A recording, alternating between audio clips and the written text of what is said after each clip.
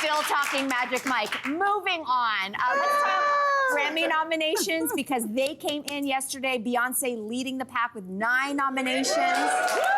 Well deserved. She is competing with Adele in a ton of categories, including Album of the Year. Okay, so we're going to get into this. The snubs, the surprises, the ones that you were cheering for. Who wants to start? I'm going to start with this one because it is a rematch from the 2017. You guys remember? It was Adele versus Beyoncé, and Adele walked away with the majority of the trophy. She won 5 and Beyoncé won 2. There was a lot of controversy. The Beehive, needless to say, they were not happy. And so here we are. Once again, these two women are up against each other in some major categories. Actually, the categories are Record of the Year, Song of the Year, Album of the Year, and they're facing off. So everybody is kind of sitting back going, so how is this going to play out this time? Because let's be real, I love Adele and her album 30 is nice, but Beyonce's album Renaissance, untouchable. This is probably her best work, Yep. but you know what? This is the thing about the Grammys. You never know the way they're gonna swing, so we all have to sit back and see what's gonna happen. But I think the bigger issue is that for the past couple years, the ratings have been declining for the Grammys, and nobody is watching. And they are not changing the way they're doing things. So I'm really kind of like, it's nice for Beyonce and Adele, and the red carpet, I'll be watching that. But it's like, who's actually going to be watching? And are they going to change things up? Are they going to go live and stuff, do something different? So we'll see what happens. What do you guys think? Snubs, I mean, for me, snubs.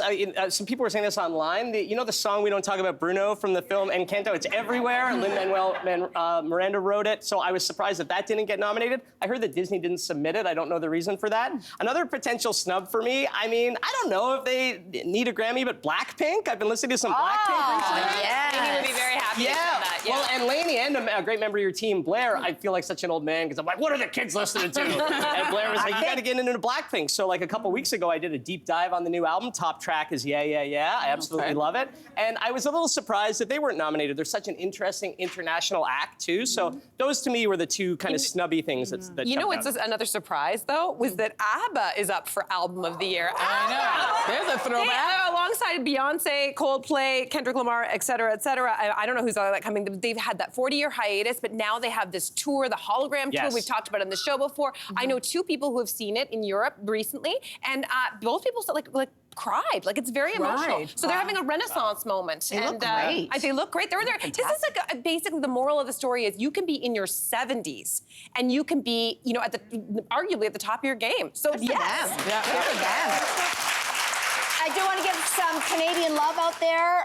There is a top producer. He's not one of those names that you hear right away and people go, oh, yeah, I know him. His name is Boy Wonder, and his real name is Matthew Samuels. He is nominated for 4 Grammys because guess what? He worked on that little album by Beyonce called Renaissance. Baby. He also worked with Kendrick Lamar. Huge. He's worked with Jack Harlow. He's up for all of those albums as well. And you know where he works out of, guys? His little studio in Pickering, Ontario. Shout out to Pickering! So Eastside represents some love to Boy Wonder because we know that Canadians, we are in there sometimes quietly. And Boy Wonder, he's so underground, but he's working on the biggest stuff on the planet. So shout out Pickering. He's a creative force. Absolutely. Hey there, wasn't that great? Do you know where you can find some equally good content? Our YouTube page. It's filled with discussions, debates, and some laughs. Head there now, like and subscribe.